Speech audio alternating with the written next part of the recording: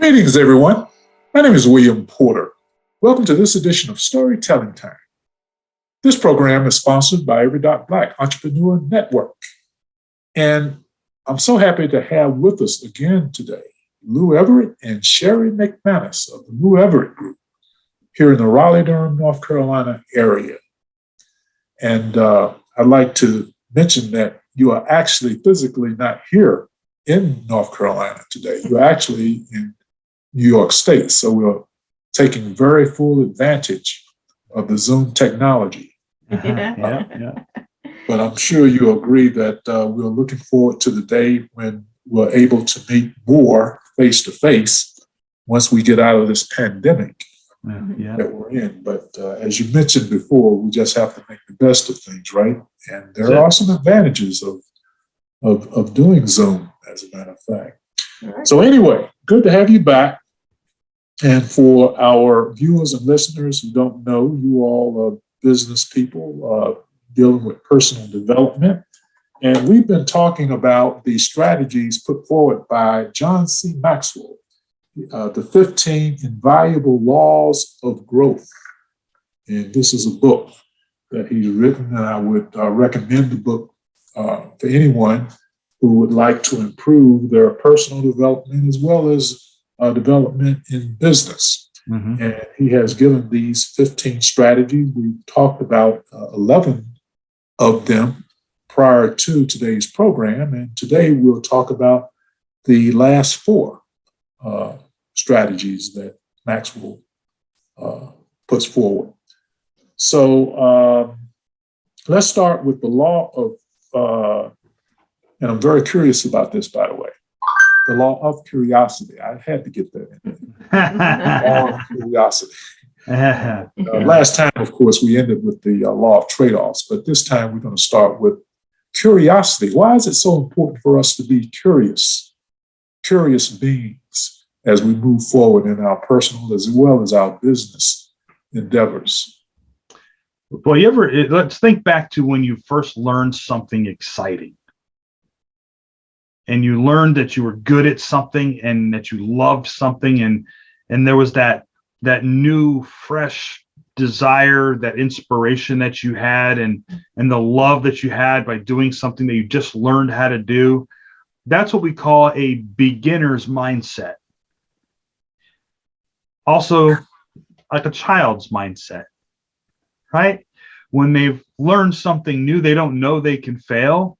And they continue to improve consistently over time just because they're good at it and they love it. They're passionate about it.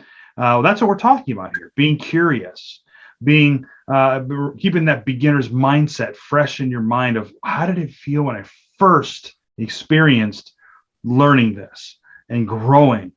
That's what stimulates growth, is by doing that. Asking why is this good? Why is this happening? Why should I grow? Just like children do. I was just going to say, I think a great example is that if you have young children or grandchildren, and they're learning how to tie their shoes for the first time, or maybe picking out their own outfits for the first time, that joy and that excitement, right? Or even on Christmas Day when they see this, all beautiful done up tree and see what Santa brought with them. It's just that joy, is that excitement. Just so, picture that is what you can really kind of emulate with this particular law. Or when a child first learns the word why. Yep. Why? What's green? Why is it green? Yeah. Well, it's green because that's the color of trees. Well, why is it the color of trees? Like the whys is what helps people learn and helps us grow. Well, we need to get back to that when we're in that stage of growth and leaning to lean upon that curiosity. That's every parent's nightmare to answering that. But why? But don't you think we lose that joy after a while? Especially, we talked before in an earlier program about the environment, especially if the environment is not conducive for growth.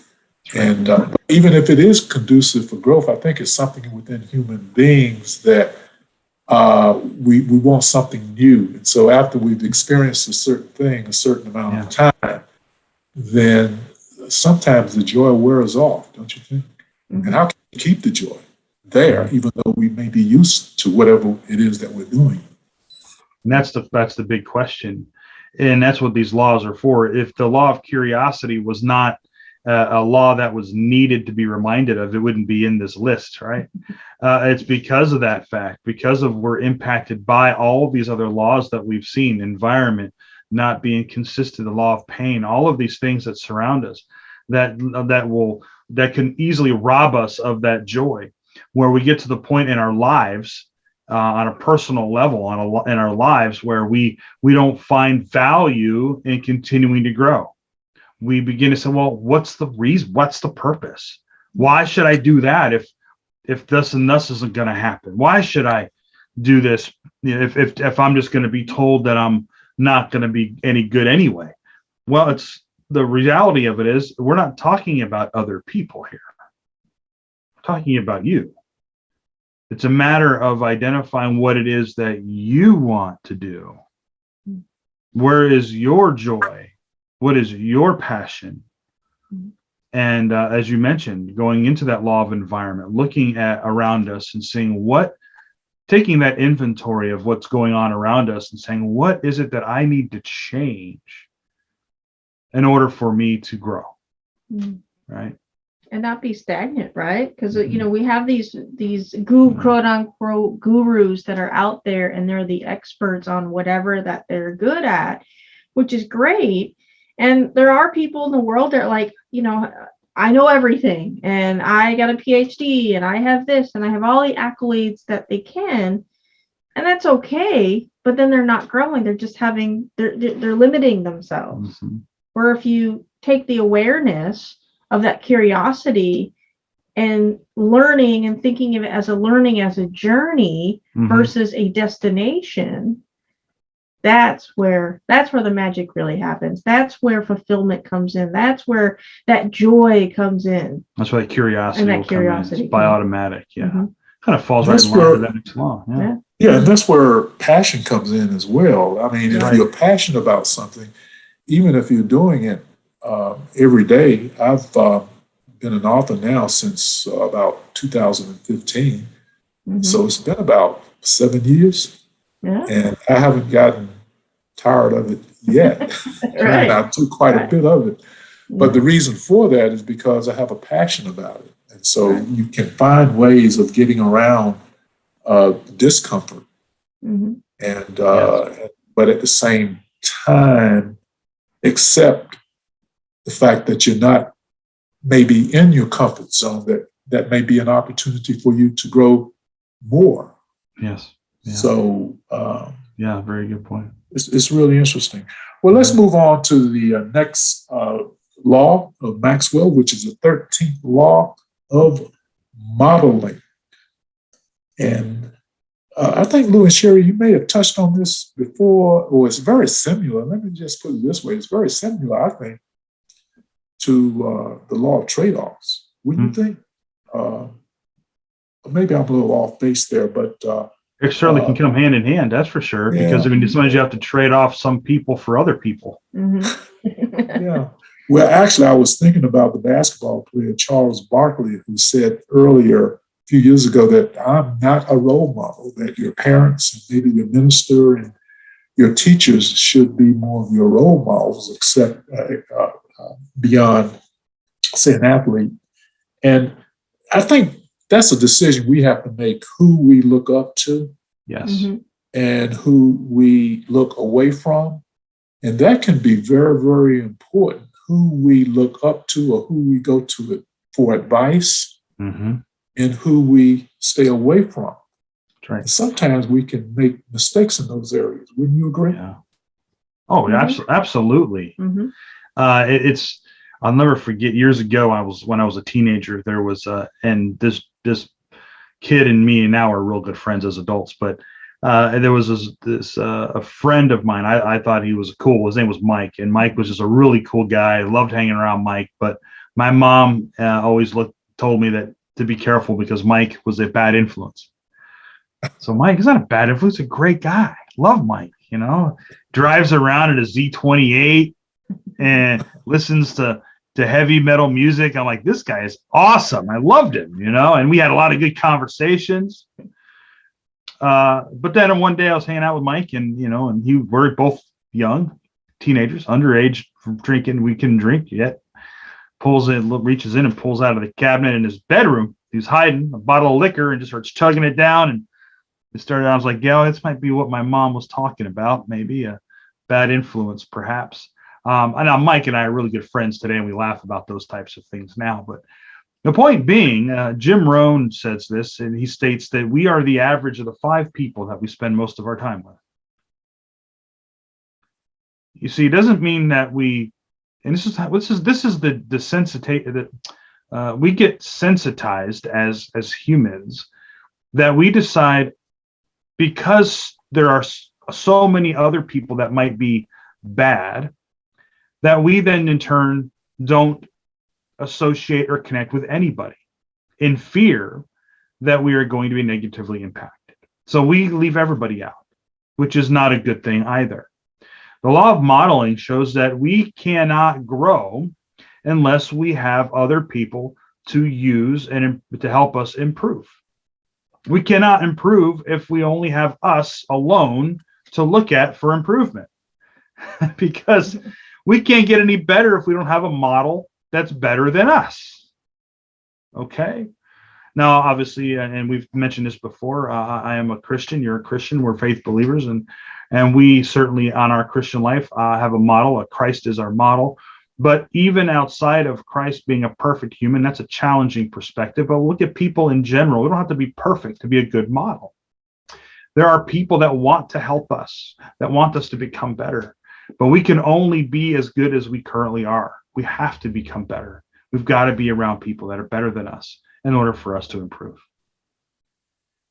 Okay, well, great. Well, let's go ahead and take a break now, and we'll come right back in just a moment with Lou Everett and Sherry McManus of the Lou Everett Group. Stay with us.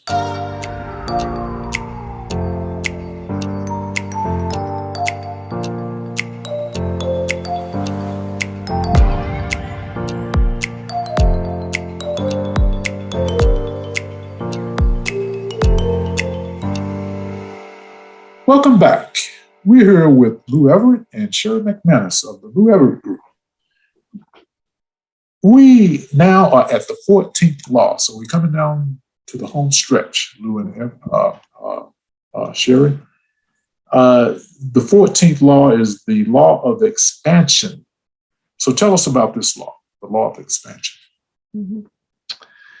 Well, we're talking about growth. So let's look back at the laws that we've talked about, right? The law of the rubber band, the law of curiosity, the law of expansion is, okay, well, now that we're understanding these laws up to this point, how can then we increase our capacity of what we can do, which is expansion?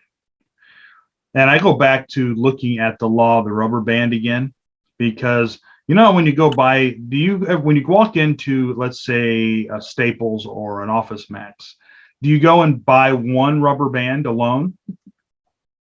No, generally they come in bags, right? Not enough. Yeah, we end up, and that's funny. We buy them in big old bags, and we have a hard time finding the rubber band sometimes, right? But we get them in a big bag in all different sizes, generally speaking. And so expansion means, okay, sometimes as we grow and as we're learning these laws and as we're expanding our knowledge and our experiences based upon what we've learned here, we then in turn have to go back into the bag of rubber bands to pull out another one that's big enough now to hold us together as we grow. We've got to constantly swap out this rubber band as we expand so that we can put all of this in perspective and grow and increase the capacity in which we can continue to give to others, receive ourselves, and continue to grow in the direction that we intend to be. Okay. Okay, now we come to our last law, the 15th law of Maxwell, and that is the law of contribution. And actually, in my opinion, the other 14 laws are predicated on this particular law, in my opinion. So tell us about the law of contribution. Mm-hmm. What do you think? Yeah, so the law of contribution is good, is remarkable. It kind of really, I like it because it's at the end, because if you put this in the beginning or even in the middle of it, people skip over it. Yeah, you skip over it. Right? We skip over it. We do. At the end, you're like, oh, I got to read it now. I'm only one chapter left. And this law in particular, again, we're talking about growth here. Growing yourself, it really enables you to grow others. Yeah. That's the great thing. We need to equip others. Mm-hmm. And that's something in this book that I personally learned and has helped, is that just because we learn all this knowledge, right? You can have all the accolades, in the book and all the letters after your name, but if you keep that to yourself, how is that helping anybody else? That's right. And it's like our analogy of this is like getting a present, wrapping up with the best wrapping paper, best bow in the world, beautiful package, and then not giving it.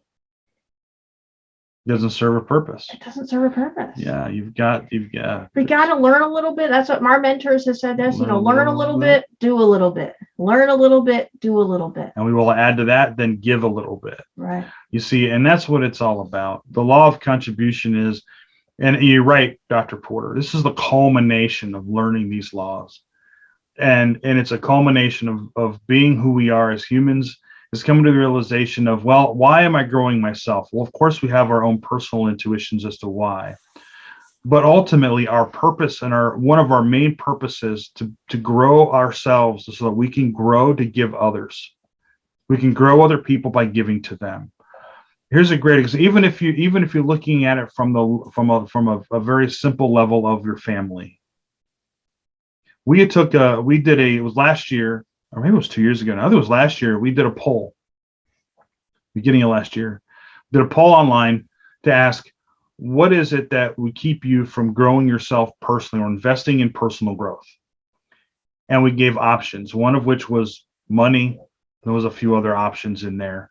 And it always came, and then people would say money a lot. But then we continued that poll and said, well, what if money was not an object? What if it was free? Then people say, well, I'd much rather spend time with my family or much rather do this. And so they're saying they want to give to somebody else of that time, but not themselves. In other words, they didn't find value in who they were in order to add value to themselves. The issue there and here's the question, and then of course we take that, and there was 65% of those polls stated this, right? So that shows you where most people are. Now, here's a question I'll leave you with on this law of contribution. Just thinking about you and your family. I'll make a statement. You can only give to those that you love at the limit of your own growth. You cannot give any more than that, no matter how much you try. So if you say to yourself, I want to give my family so much more than I've ever had and that I have. Well, if that's the case, then you've got to give it to yourself first. You have to grow yourself first before you can give that to other people. That's the law of contribution. Not only that, but the law of contribution, I believe, contributes to the amount of joy that you have. Oh, yeah. In other words, that's where you get your joy from, helping other people, not just helping yourself. Obviously, there's a certain amount of joy and happiness that you get from that, but the ultimate joy comes from helping someone else and see that someone else is being benefited, especially from something that you've done. And if you can help, and I think Sherry, or it may have been you, Lou, you mentioned earlier about experience. If you could help someone out of your experience, not to go through the same thing, Mm-hmm. then the amount of joy that you get from that is just it's just awesome. Absolutely. Mm-hmm. And this is what I'm reading now, the last chapter, at least someone who Maxwell inserted a quotation from Robert Louis Stevenson. And this is what he says. I consider the success of my day based on the seeds I sow, not the harvest I reap. Mm-hmm. So he bases his success on how he helps others, the seeds that he sows in order for at some point someone else might be benefited. And so that says a whole lot, I think. Sure does. Right. It's creating that legacy is what we talk about a lot for that, you know. So that's an amazing quote. Yeah. Well, anyway, we've pretty much run out of time. I want you, though, to take maybe 2 or 3 of these laws and tell our audience how it might apply to anyone who might want to become an author. That's what we try to do in our programs, is to reserve a little bit of time to offering suggestions on how anyone can become an author or a professional writer if they choose to do so. And I think some of these laws that we talked about can help in doing that. So what do you think? What kind of laws do you think that we've already talked about in this session or in any other session for that matter that could help someone interested in becoming an author and help them do that? That's a good question. And just in anything in general, right? The 15 laws help provide an in-depth perspective of your own person, of you as a person. As a writer, the whole goal and purpose of writing is to pour out something that's in you out onto paper or a digital form, whichever way you're writing it. Well, in order to pour out what's in here, you've got to know what's in there first, right? That law of awareness. You must know yourself to grow yourself. You've got to know what's in there. And do not be afraid to be curious about what that means. The law of curiosity, to be able to share that out with others and tell your story and impact those that are around you. The law of contribution. Understanding that those that are going to read your material and read your what you have written will then begin to see value, perhaps in themselves. The law of the mirror. So I would just encourage you all that if writing is your passion, be intentional about that. Growth doesn't just happen. You've got to work towards that direction. That's a law of intentionality. Develop a plan, a strategy to make that happen, connecting with the right people, the law of design. Look around, look who is around you. Take an inventory of those who are influencing your ideas, your ideologies, or impacting and influence you, whether in a negative or positive way. Learn from them, the law of modeling. You may have to take and make some sacrifices in being a successful writer, the law of trade-offs. I would add the law of consistency. The law of consistency. Mm-hmm. Write a little bit each day. Every day. But the fact of the matter is that we could utilize all of each one of these laws. That's exactly right. If we want to become that writer that some of us want to be, and some of us want to improve on being. Well, listen, we're almost out of time. Give our listeners and viewers your contact information again. Mm-hmm. Absolutely. Yep. Feel free. Our website is LouEverettGroup.com. We are also on LinkedIn and Facebook and Instagram. On our website, there is our phone number and even our calendar. We're happy to let's connect and see where you are and where your passion and vision is. We'd love to help you. Yep. We'd love to hear it. And you always have these mastermind series like you had a couple of months ago. So I think people would benefit greatly if they would get in on some of these series, and they would get even more detailed information about some of the things that we've talked about superficially today and during these last 2 weeks. And I appreciate you all so much for being here these last 3 weeks. I mean, it's been just grand. And Absolutely.